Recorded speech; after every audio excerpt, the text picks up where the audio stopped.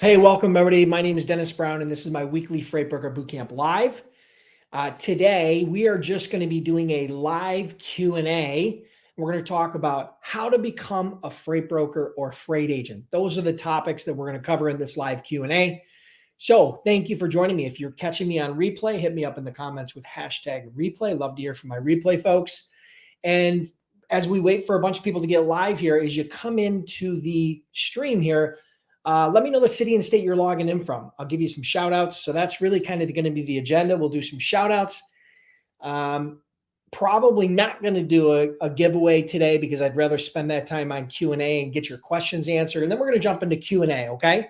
So hold your questions until we're ready to go here. But for now, yeah, thank you for joining me. Again, my name is Dennis Brown. For those of you who don't know me, I've been very, very blessed, been an entrepreneur for almost 30 years. Built 4 multi-million-dollar companies in 4 different industries. One of those businesses was a freight brokerage, started back in 2003, did over $200 million as a freight broker, sold that company to pursue some other ventures, but now I'm the owner of freightbrokerbootcamp.com, which is the most cost-effective and comprehensive online freight broker and freight agent training program. Trained over 10,000 students through that program. So if you want to check that out, check it out at freightbrokerbootcamp.com. So thank you, everybody, for hold on. Oops, hold on. All right.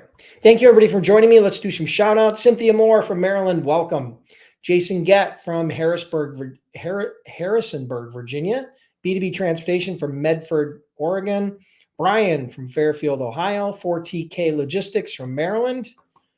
Dennis Menyamar from Tampa, welcome. Simon from Humboldt, Tennessee.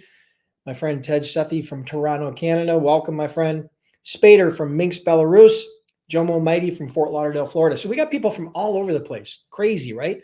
We got people from Canada and Belarus and Florida and, man, Oregon. And now we got Danny Garcia from Holland, Michigan, and Jabrell from Philadelphia, PA. So we get people from all over the place in this live. That's why I love to do these lives every single week. So if you're curious about becoming a freight broker or a freight agent, or you're looking for growth strategies, sales tactics and strategies to help you grow your business, make sure you set a reminder. Set a reminder on your iPhone, your Android phone, that every Monday at noon I do these lives. Okay, so join me live. I look forward to it. Again, we're going to jump in here in just a minute once we get some shout outs. Life in 4K, Omaha, Nebraska. Welcome, Josh Jones. Has a question. Hold your questions, Josh. We're gonna get to that, but you got to hold your questions for now. Betty Jones from Raleigh, North Carolina. Corey from Billings, Montana. Jabrell, good afternoon. Betty Jones from Betty, not Barry. Sorry, did I call you Betty or Barry? My bad. Anyway, Sean from Chicago. Listen, the font is really, really small on these comments, and the comments are flying in. So it's not, I'm streaming this on YouTube, Facebook, and LinkedIn. So you got to understand, you may only be seeing the YouTube comments or the Facebook comments or the LinkedIn comments, but when you add them all together, they come in kind of fast and furious. So thank you, everybody, for joining me. Appreciate it. I'm going to grab a quick drink. We're going to let a few more people check in, and then we're going to go and jump into the live Q&A. So if you do have questions, hold tight. I'm going to answer those questions. I'm going to do my absolute best to get to everybody's question today. All right. So, and we've got Zoran from Macedonia. Yes. And we've got Josh from Killeen, Texas. So we got people from all over the place. Thank you for joining me. Today, we are doing a live Q&A where we are going to talk everything and anything. You can ask me anything about how to become a freight broker or freight agent. Okay. So that's what we're going to cover today. Give it another 60 seconds for people to get live, and then we're going to jump in. Man, we've got people from all over the place. You know what I just realized is that summer's almost over. I mean, I'm in Buffalo, so our summers are very short, right? But summer's almost over. It's August. What is it? The 12th today? I think it's the 12th, right? August 12th. So we've got like a half a month, and we're in September. Kids are going back to school. My daughter, my oldest daughter's going to be in her first year of college, which is kind of crazy. That's why I have a gray beard, no hair. My youngest daughter is going to be, she's 15, going to be a sophomore in high school. So she'll be graduating soon, which is crazy. But I was kind of thinking about that this morning. I'm like, wow, summer's over, school's coming back.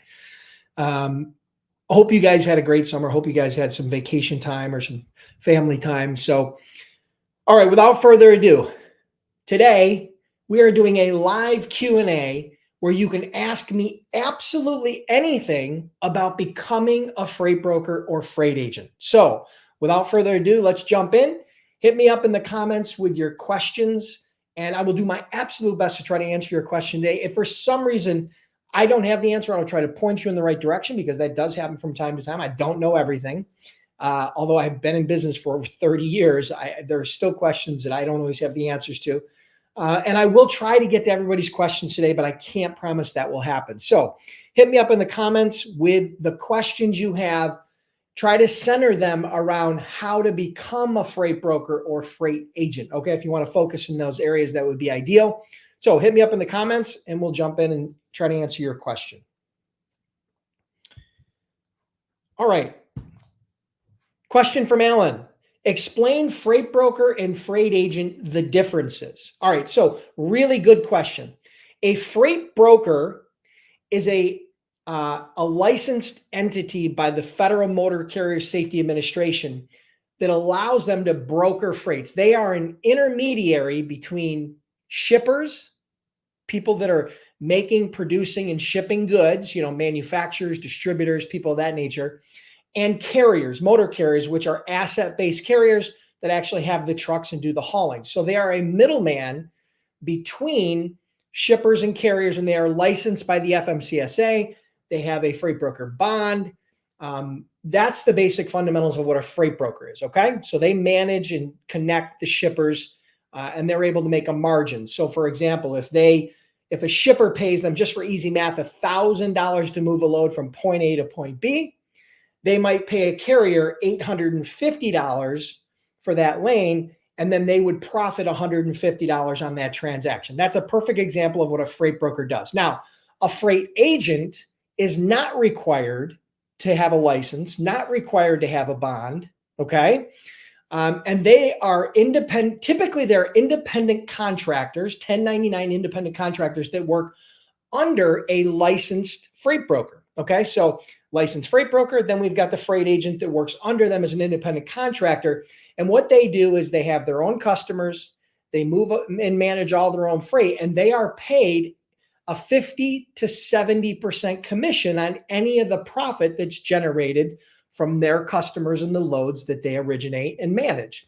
So just again, for easy math, let's say you're paying a shipper's paying you $1,000 for the load. And let's say you're paying a carrier $900 for that load, right? Just for easy math, there's $100 profit.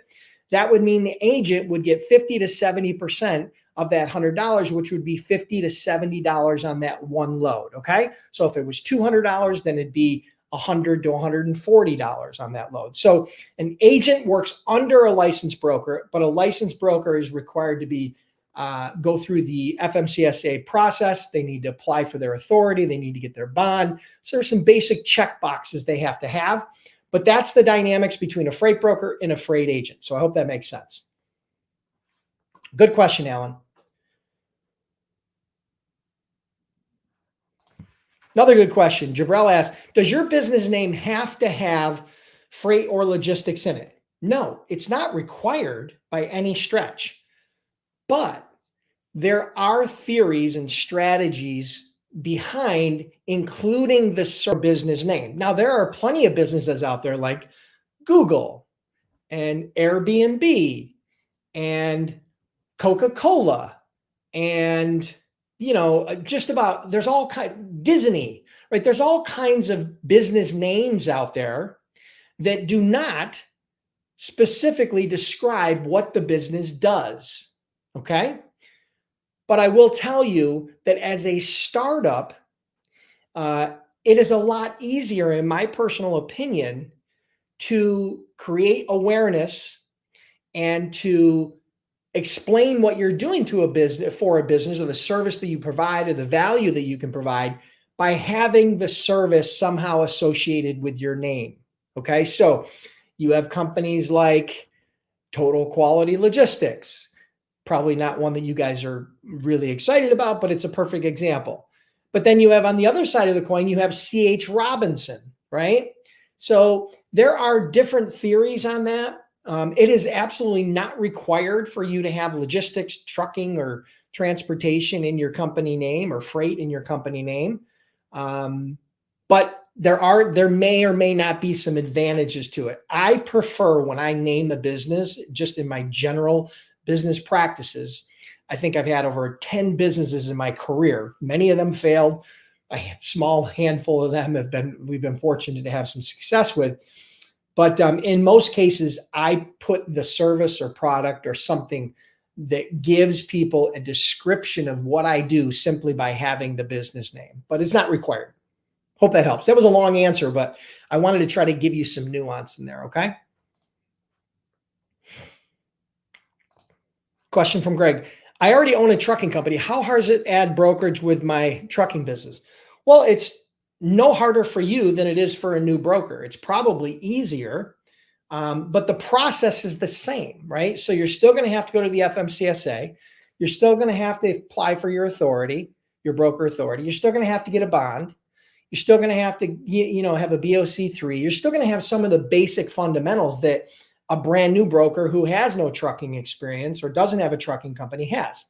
So it's pretty much the same, but it's not very complicated. The advantage you will have is that you already understand the lingo, right?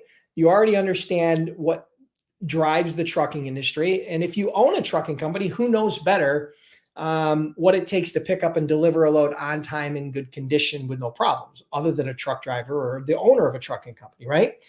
So those are some of your advantages, plus the network that you have of other carriers, plus the network and relationships you have with existing shippers. There's a lot of advantages to carriers starting a brokerage. For example, carriers, let's say you have 6 trucks. I mean, it doesn't take a rocket scientist to figure out if you got 6 trucks and 6 drivers, you can only be hauling 6 loads at a time, which seems great. But the reality is, if all 6 of your trucks are loaded and your shipper has loads for you that they need picked up today, what are you going to do? You're not going to go out and buy another truck. That's where brokerage can come in, where you can now start generating revenue above and beyond the capacity of your own equipment. And I'm sure that's probably what you're thinking about, Greg. And I think that's a really great idea. So I hope that helps. It's pretty simple. It's not very complicated. If you guys need help with getting set up as a broker or a freight agent, or learning the steps on how to do that, or the A to Z for Freight Broker Startup, you guys can check out my Freight Broker Bootcamp Startup program. Again, trained over 10,000 students in that program, had that program for over a decade. We're well known to be the most cost-effective and comprehensive online freight broker and freight agent training program. So you can check that out there. Good question, Greg. Thank you. Jason says, what if a motor carrier breaks down in transit? How does the shipment get to the destination and who gets paid? Okay, so let's say, for example, a shipper gives me a load. I'm a broker. I then broker that load to a carrier. That carrier picks up the load, and during transit, the truck breaks down. It happens. So what happens at that point is, if that truck breaks down and that carrier is not able to deliver that load, okay, and finish the job, well, they're not going to get paid for that load. What you will do is you will hire another carrier to come in and pick up that load mid-transit. So they may have to transload that. They may have to cross-dock that load from one truck to the other truck that you're hiring. But ultimately, what ends up happening is, if the load breaks down in transit, you as the broker are still responsible for getting the freight to the final destination in good condition, right? So what you'll do is you'll hire a second carrier to go pick up the load wherever the truck is broken down. Hopefully you're able to cross-dock it, meaning move it from one trailer of the broken down carrier into the other trailer of the new carrier. And then that new carrier is going to take the product the rest of the way and deliver it, hopefully on time. If not, obviously you'd be communicating with your shipper to let them know what's happening and how you're fixing the problem. So I hope that helps. Good question, Jason.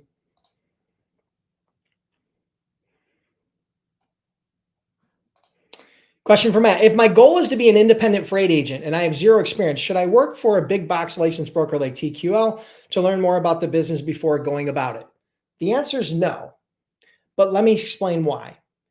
You would not want to go to work for a company like TQL to learn the business. And the primary reason why is because they require, at least still to this day, they require non-compete, non-circumvent, no back solicitation type clauses in their employment agreement, which would preclude you or prevent you from becoming a freight broker for probably at least 1 to 2 years after you were to quit or be terminated from TQL. So the hard part about going to work for a big box brokerage is that while you can gain some experience, the biggest problem you're going to have is the non-competes, non-circumvents, and no back solicitation clauses. And I know there's some rulings out there and some court cases going on right now related to non-competes. Who knows where that's going to fall? But ultimately, even if a company like TQL or CH Robinson or these big box brokers can't have a non-compete, what they will be able to have is they will be able to have a no back solicitation, no back circumvent, and having a non-disclosure type agreement where you would not be able to contact the customers or the shippers that you did business with. Now, you would still learn a lot in that type of role, but you would not be able to translate those customers or carriers into your future business because that would be protected by a no back solicitation clause. So while I like the idea of going to work for a brokerage to learn some of the inside components of that brokerage, the challenge is having a non-compete or non-circumvent or no back solicitation, right? So I think truly, whether you have experience or not, it's something that you can learn very quickly. But I like your thought process on becoming an agent first, right? And don't believe the hype. You do not need a book of business and you do not need an extensive amount of experience in order to become an independent freight agent. What you need to do is you need to understand who's the value you can provide it to, which is typically small to medium-sized brokers. And then you need to give them the value proposition if you're willing to work on straight commission for 50, maybe starting out at 50% commission on the loads. And then from there, you just got to prove yourself, go out and get some business, learn how to manage and source and cover that business. And you can start to grow an agency very quickly. I mean, again, the nice thing about the agent business is you don't have to become a licensed freight broker. You don't need a bond. You don't need BOC3. You don't need insurance. You don't need any of those things as a freight agent because you operate under the license of a freight broker. So I hope that helps. Good question.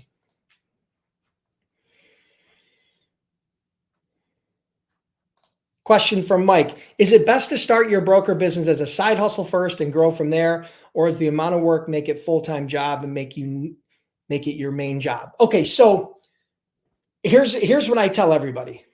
You can start a freight brokerage part-time, but you can't start a freight brokerage in your spare time. Now, let me explain to you what I mean by that. If you want to start your business part-time, let's say you're a truck driver and you're driving over the road and you want to get your freight broker authority and you want to start getting shippers and moving freight. You can do that as a truck driver doing it part-time. But what you're going to want to do is you're going to want to commit to some sort of a schedule or a commitment that you're going to be doing this at least part-time. And for me, part-time is something where you're going to be doing it at least 15 or 20 hours a week minimum, okay? It's not something where you're going to be able to go in and work an hour here and an hour there and an hour here and an hour there. You're just not going to be able to build the momentum. You're not going to be able to build the synergies that you need. You're not going to be able to fill your sales funnel. You're not going to be able to develop those relationships. You're not going to be able to move the freight effectively. So you can do it in part-time, but you can't do it in your spare time. Matter of fact, I just talked with one of my past students, and he explained to me how he has a full-time job. He works evenings. Like I think he works in like maybe 5 in the evening until like late at night. And he's been working that full-time job while he started his freight brokerage. And he gets up in the morning, maybe from like 8 to 12 or 8 to 1, and he works his freight brokerage. And he's making more money right now part-time as a freight broker, okay, as his own freight broker doing it part-time, right, while he's still working than he does in his full-time job. Okay. So he's going to be making that transition very, very soon. So it can be done. Is it harder? Yes. Is it safer? Probably. So I hope that helps.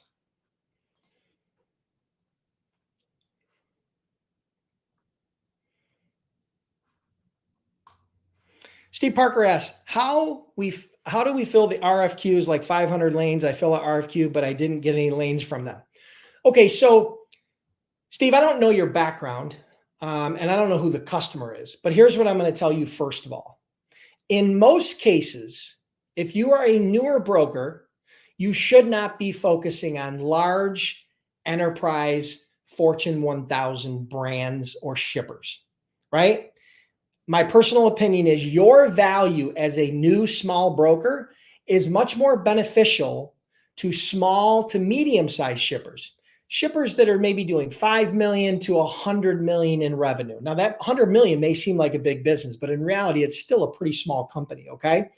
So I would focus on the small to medium-sized shippers. Now, most of those shippers are not going to have huge bid packages, okay? Number one. So I believe part one of my answer is focus on small to medium-sized shippers, not volume shippers. Okay. Everybody thinks the money is in volume shippers.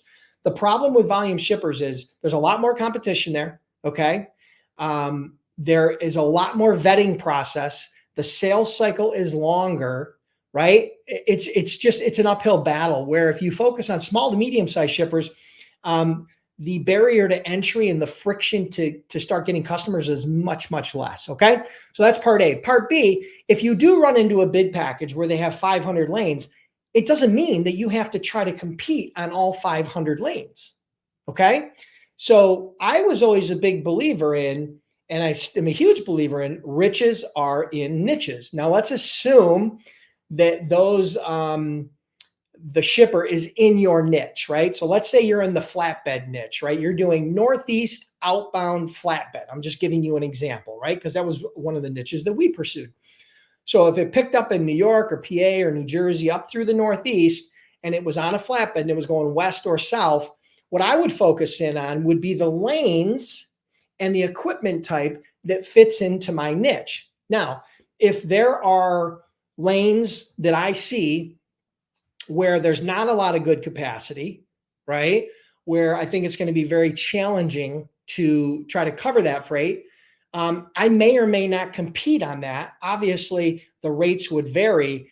But here's the thing about big bid packages. Don't feel the need to do all the lanes in the bid package. Focus. I think you're better off spending your time and sharpening your pencil and honing your pricing in on some of the lanes that fit more into your specific niche or wheelhouse and getting a starting point with that shipper. Now, granted, if you're not in it, you can't win it. But these bid packages, these large RFQ bid packages take a lot of time if you're doing the proper research. So that's there is some risk versus reward there. And there is an investment in time. So you want to make sure you're spending your time wisely. I hope some of those tips help, Steve.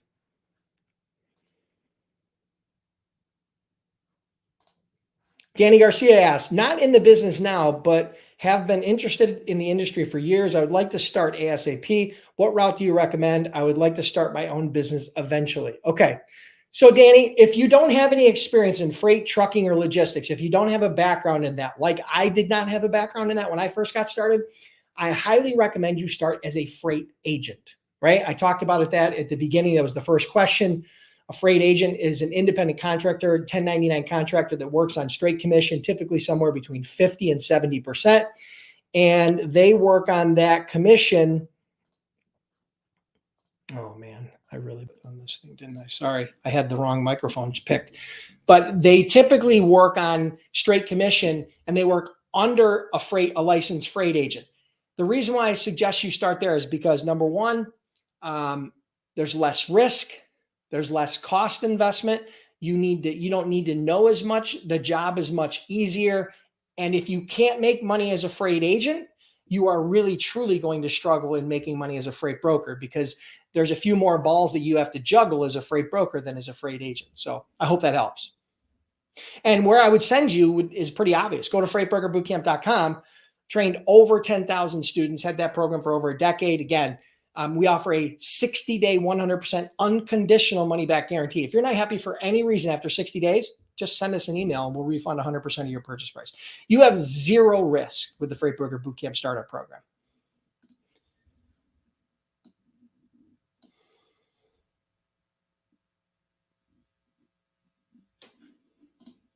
Okay, Brian Neal asks, it seems like the industry is highly saturated. Does that mean rejection and hangups are very high, meaning lots of work to be successful? Okay, so just so you know, and just I'm going to be very upfront with you, every industry is very competitive.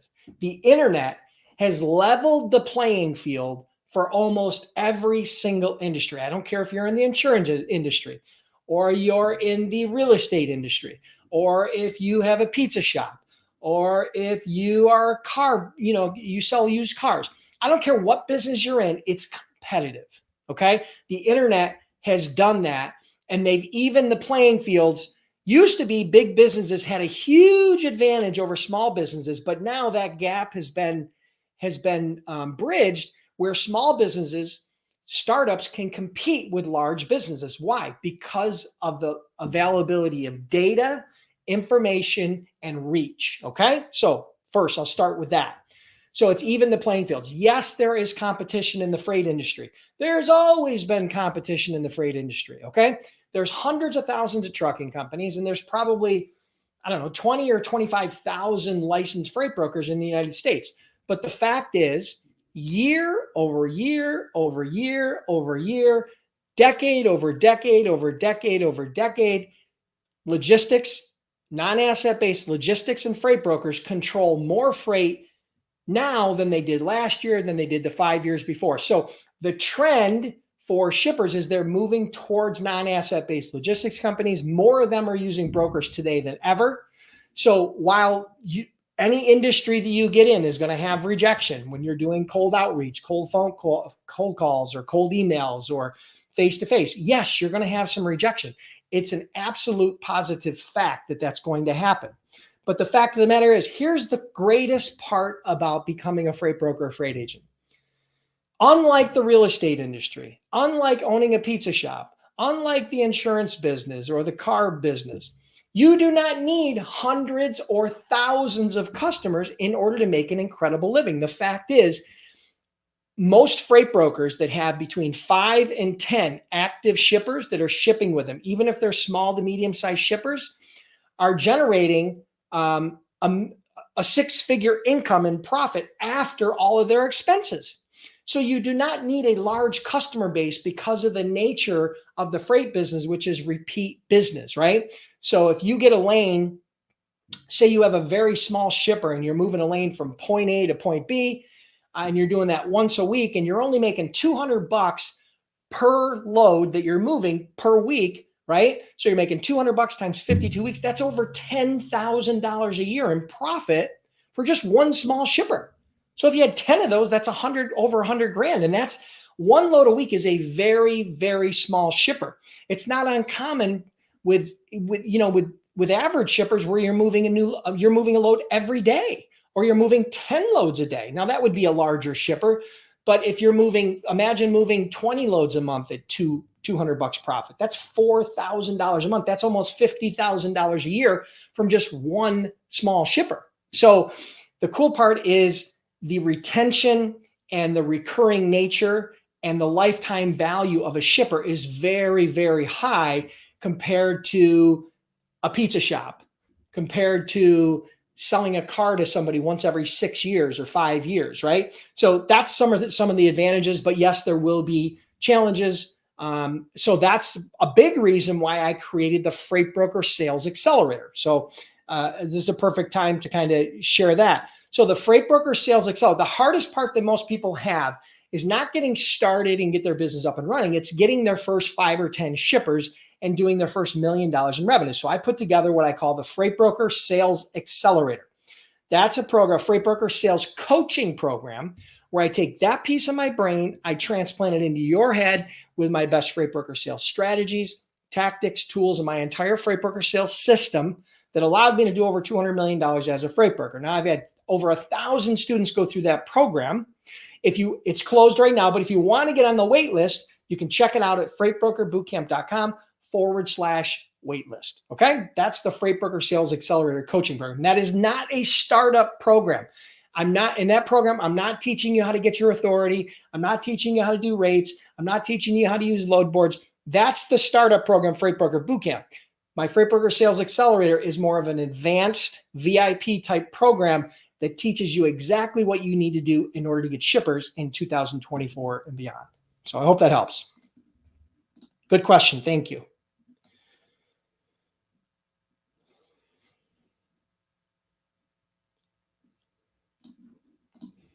I thought the non-compete is about to get banned. It is the non-compete, but large shippers, and that's in the process, but large shippers or large brokers or any broker is still going to be able to require you to sign an NDA, which is a non-disclosure agreement, and a no-back solicitation, which means you cannot go after the shippers that you worked with or the carriers you work with.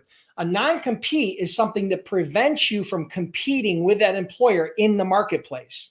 Meaning, if you were a freight broker and you quit that job, you could not go out and work for another freight broker. You could not go out and start your own freight brokerage for whatever period of time you agreed to. A lot of times those non-competes are 1 or 2 years. Okay. Sometimes they're longer. So that's probably going to go away. But the NDA, which is the non-disclosure or the non-circumvent or the no-back solicitation, that's completely separate. And what will happen is if you go out and start your own freight brokerage and then you start soliciting customers that you worked with, you start using carriers that you worked with, or you start disclosing information that you acquired while working for that company, there's a chance that you will be sued. And there's a very good chance that they will win. Okay. So there is a difference between an NDA and a no-back solicitation versus a non-compete. You need to understand those differences. Jabril says, I'm enrolled in Freight Broker Bootcamp and Sales Accelerator. Should I start the freight brokerage and get surety bond now, even though I'm not finished with the program? Jabril, I can't answer that question for you. If you're serious about becoming a freight broker, then I would definitely get the ball rolling on your freight broker authority if you plan on becoming a licensed freight broker. But I can't make that decision for you. It really depends upon what are your priorities, what's your financial resources, what's your timeline, there's a lot of variables there. What are your goals, right? So, but it will take from the time that you file your application with the FMCSA, it'll probably take 4 to 6 weeks to get your freight broker authority active. Okay. And at that point, that's when you can start soliciting shippers. So maybe you can factor that into your time frame and then go from there. So I hope that helps.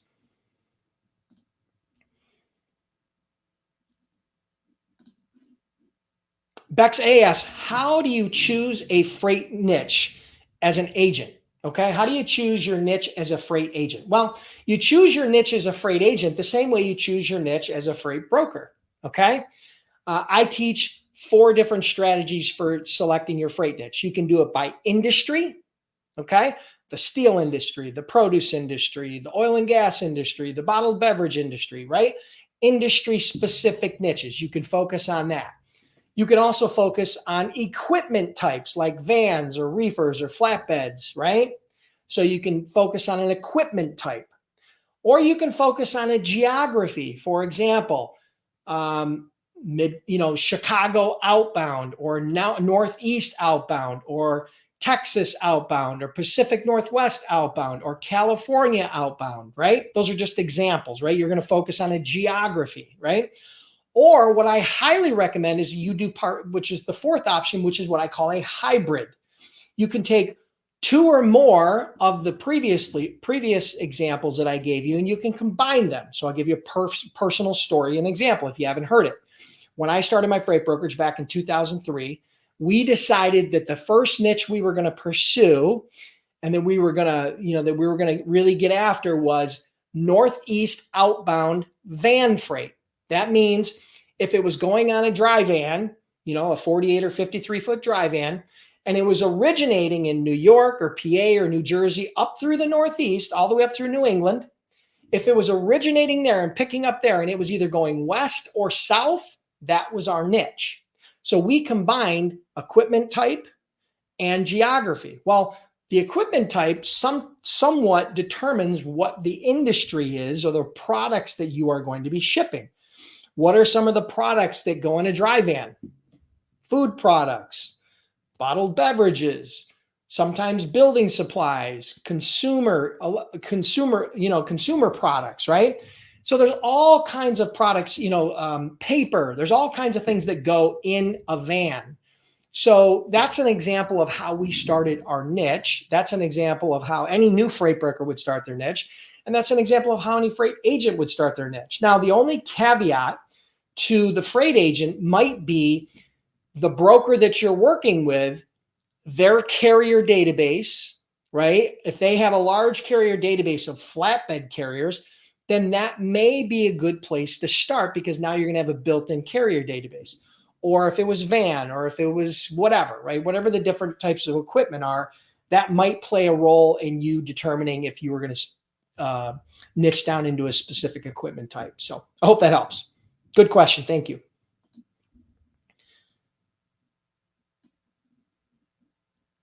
Okay. I already did the difference between freight agent and freight broker.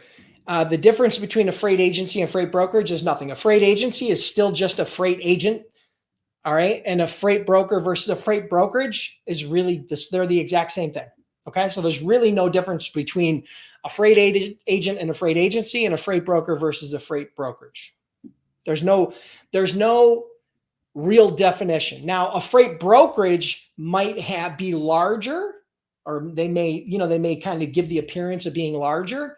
Or as a freight agency, they may not be a solo brokerage. I mean, they may give the appearance of being a larger company, but from what they do, how they do it, how they make money, it's the same thing.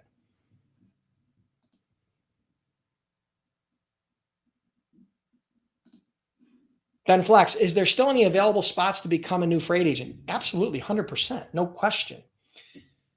I have, if you go to my YouTube channel, all right, actually, no, go to my blog. If you go to freightbrokerbootcamp.com/blog, and on that blog, you search how to get hired as a freight agent, there's an entire article and a training video that I share with you on exactly what you need to do in order to get hired as a freight agent.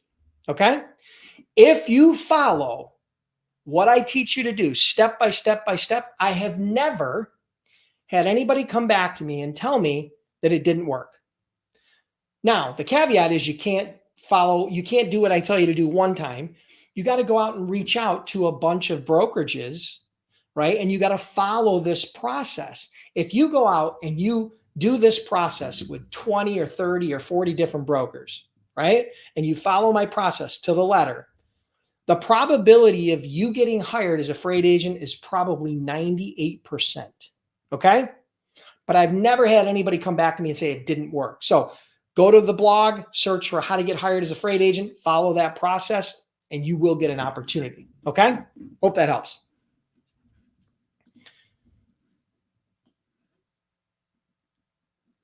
I'm just looking for a question. Hold tight. And what time is it? Okay. Just checking the time here.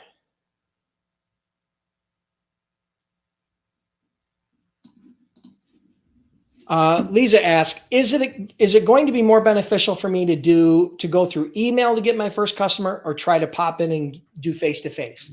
The answer is both. The answer is do both. That's a very powerful 1-2 punch. And what I mean by that is if you send them an email, let's say you're going to go out, 20 companies you're going to go try to visit and knock on doors and try to pop into this next week. If you were to send an email out to them in advance, right, and let them know you're going to stop in, the probability of you actually getting an audience with them is going to increase because now they've got some familiarity, especially if you write a good cold email, right? Now let's flip that. Let's say, for example, you stop in to 20 companies. You should also follow up with an email.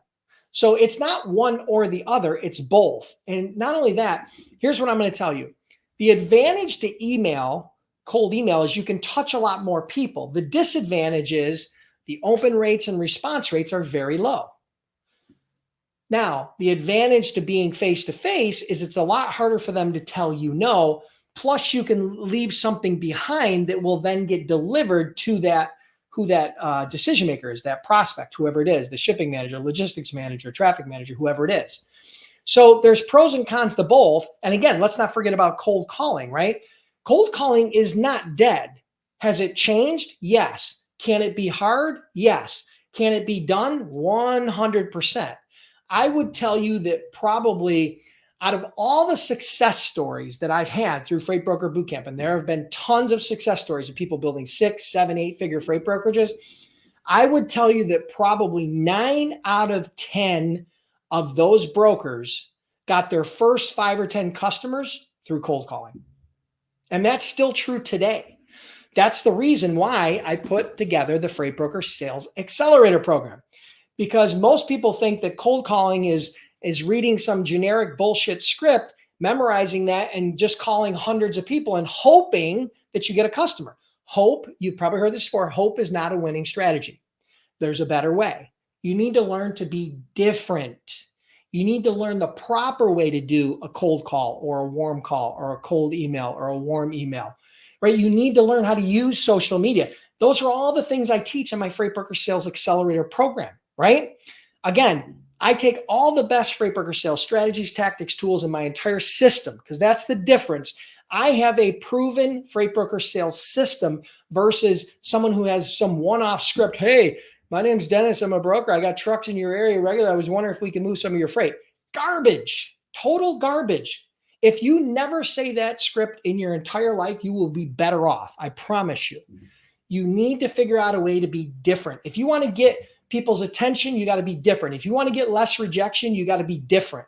If you sound like everybody else, don't be surprised when you get the Heisman just like everybody else.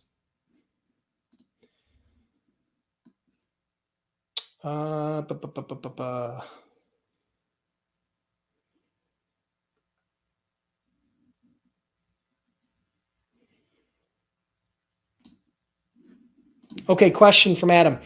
Brokers, we may avoid this if we ask the driver. Okay, that's not a question.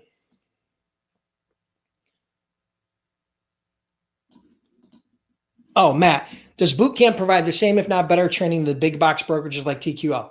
Well, first of all, TQL doesn't teach you how to become a freight broker or how to become a freight agent. What they teach you how to do is they teach you how to, they give you a lead list and they teach you how to make cold calls. Now, the cold call strategies that they teach are very antiquated. And what they're going to tell you when you say, well, I'm getting a lot of rejection, I'm getting hung up on, they're going to say, okay, make more calls. You need to be making 200 calls a day or 300 calls a day if you want to be successful, because their strategy sucks. They're focused on quantity over quality. Okay. Now, that company has grown, but the fact is that if you do a poll of all the carriers and all the shippers in the industry, they have a much bigger negative rating than they have a positive rating, because they have burned so many bridges because of their antiquated strategies. Okay. So I've never worked for TQL, but I will tell you a funny story. Back when I owned my brokerage, I actually wanted to better understand what TQL was doing as a business. So here's what I did. Here's how I spied on them, right? Listen carefully. You might want to use this tip sometime. So what I did was I found, I think, about 5 people that previously worked at TQL. They were no longer working there. They had worked there for a period of time. Maybe they had worked there for a year or 2 or 3 years, short term, but they had worked at TQL for a few years, most of them as in the brokerage department. And what I did was I reached out to them and I offered to pay them $50 to spend 5 minutes with me on the phone. Okay. Where I could ask them questions about their experience at TQL. So I got on the phone with 5 people. Those 5-minute calls, some of them turned into 10 or 15 or even 30-minute calls because they just kept talking. And what I did is I listened and I gathered all that intelligence on what they were doing, the things that they were doing right, the things they were doing wrong, the things that the people liked, the things that they didn't like. And I learned an enormous amount about one of my competitors that way. So you could use that tip if you want, but I promise you, TQL is not going to teach you how to become a freight broker, freight agent. They're going to give you a phone book, and they're going to give you a phone, and they're going to tell you to hustle and just get to work. Okay? So I hope that helps.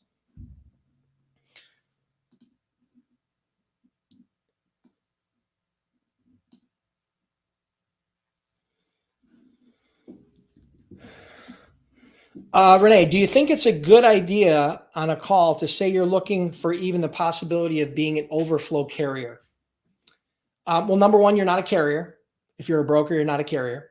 So I wouldn't say carrier, because if you represent yourself as a carrier, then you don't have assets. Now you're lying or misleading them. So I wouldn't say carrier. It's not anything that I would do. I wouldn't tell them, oh, I'm just calling to see if I could be an overflow carrier broker. No, I wouldn't do that. There's better ways to do it. Okay. You need to learn to be different. They've heard that before. Okay. They've heard that before. So you need to learn to be different. You need to learn how to leverage sales intelligence. You need to learn how to create a compelling sales hook. You need to learn how to ask good questions. You need to learn how to disarm your prospects. You need to learn how to build rapport. You need to how to overcome objections. There's a lot of stuff that you're going to need to learn. And that, again, that's a lot of why I put together the Freight Broker Sales Accelerator, because that is the blueprint. That is the roadmap. I wouldn't use that. Renee, if it's working for you, have at it, but I don't think it is.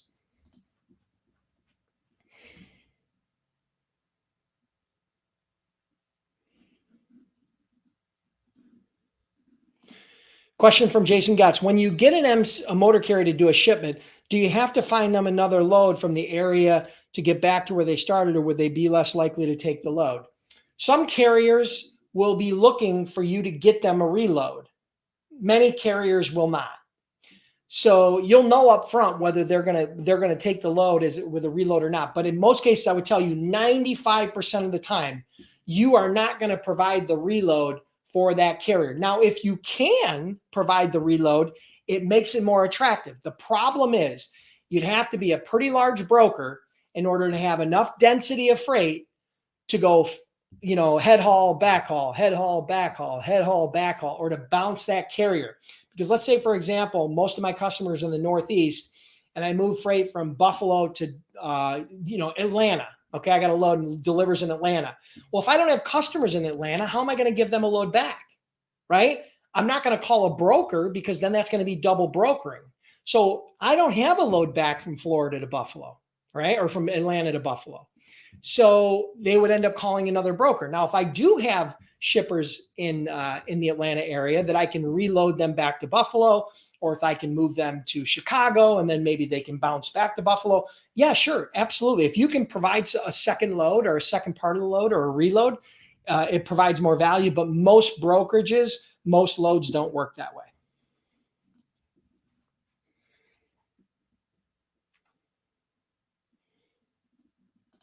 Trish, I definitely answered this question earlier, so you could check it out on the replay.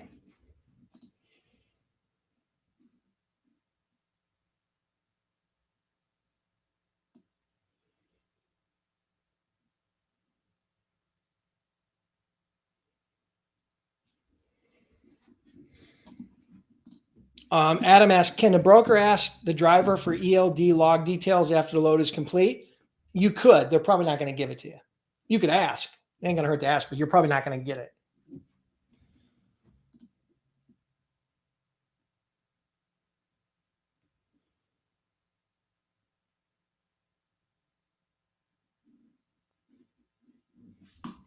L. Calloway says, can you give an example of how to sound different on a call or email, or is that accelerator exclusive? Okay, so I'm going to give you an easy example. Okay, let's say, for example, L. Calloway, you were one of my prospects. I saw you on my list of prospects. You work for XYZ widget company, and I'm going to do some outreach to you. I'm going to cold call you. Okay, I'm going to go to your company website.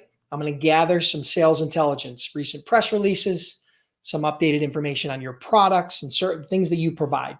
I'm going to do a Google search about your industry and about your company. I'm going to jot down some notes. I'm going to go to LinkedIn. I'm going to look you up and your company up, and I'm going to write some notes down about some sales intelligence. Let's say during that discovery process, right, I find out that your company just acquired ABC, widgets. Okay.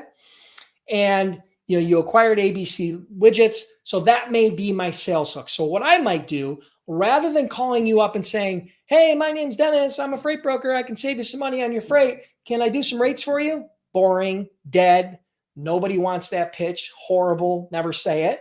Or I say, oh, hey, El Callaway, this is Dennis. I just read the article about the fact that you guys acquired ABC Logistics Company. First, I want to say congratulations. But second, I wanted to ask you a question. I know that integrating two different companies from a supply chain perspective can be really challenging. And I'm just curious, how's that impacting your business? Do you see how that's different? Do you see how he's never heard that before? Do you see how that's relevant and contextual? That's just one very simple example. I could give you hundreds of examples of how to do that. And that's a big part of what we do in the Freight Broker Sales Accelerator. Okay? We teach you how to be compelling. We teach you how to get the prospect's attention in the first 5 to 10 seconds of the call. Why? Because if you don't get their attention, then they're going to disappear. They're going to give you a smokescreen objection. Oh, we don't use brokers. Yes, they do use brokers. Oh, we're happy with our current providers. No, they're not happy with their current providers. They're just don't want to talk to you because you sound just like everybody else. Make sense? There's the link. Get on the wait list. Okay. It's sold out right now, but get on the wait list. Okay. And if you've seen the details on the Freight Broker Sales Accelerator in the past, you need to check it out now because I just released, about 2 weeks ago, I just released the 2.0 version, which is the VIP Freight Broker Sales 2.0. The program has changed. Okay. So there's a lot of things that are different now. We took the feedback from over 1,000 students that went through the program and we improved the program based upon the feedback they gave us. So it's better than ever. All right. So get on the wait list. What time is it? All right. I got to go.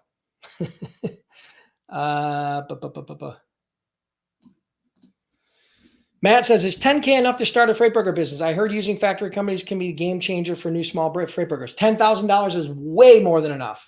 Okay. I did a survey of over 200 freight brokers a few months ago and what their startup cost was. And I'm pretty sure it was like 60% plus started their brokerage for under $5,000. And you're 100% right. Factoring is a game changer. Factoring makes a big difference. Factoring is where you can use other people's money to cash flow the payments of your carriers that are typically going to come due before you get paid by the shippers. It's kind of a unique niche type of financing program. It's a receivables financing program, basically, is what it is. So I don't want to dive into too much on the factoring, but yeah, $10,000 is more than enough. Now, some of that's going to depend upon what your, how much money you're spending, right? If you're going to go out and hire a bunch of people, then 10,000 probably won't be enough. But you as a solo broker or as a solo agent, $10,000 should be more than enough to cash flow you into your first few shippers to start generating some positive cash flow, and then you can build from there. So I hope that helps. All right, good questions, guys. Amazing questions. We had a lot of great questions today. Very happy you guys showed up. I hope you guys learned something. If you did, do me a huge favor. The price of admission right now, hit the like button. If you learned one thing during this call, hit the like button. If you learned 2 things during this call, hit the share the feed, share it on Facebook, share it on YouTube, share it on LinkedIn, repost it on LinkedIn. Do me a favor. The way that people find out about Freight Broker Bootcamp is typically word of mouth through social, right? Somebody liking, commenting, or sharing. So do me a favor, let everybody know we don't go out and spend a ton of money on paid ads to get new people. Truly appreciate you guys being here. If you guys want to get the Freight Broker Startup Program, right? You're just interested in learning how to become a freight broker, freight agent from a startup perspective, go to freightbrokerbootcamp.com. Trained over 10,000 students there, yada, yada, yada, okay? If you want to learn how to get shippers, if you need a freight broker sales coach, if you want to learn the Freight Broker Sales System, my proprietary sales system, go to freightbrokerbootcamp.com/waitlist. Get on the wait list. You'll be the first to get notified when new spots open up. And I look forward to seeing you guys next week. I look forward to seeing you guys inside the bootcamp and the Freight Broker Sales Accelerator. Thanks for being here. Have an awesome day, and we'll see you next week.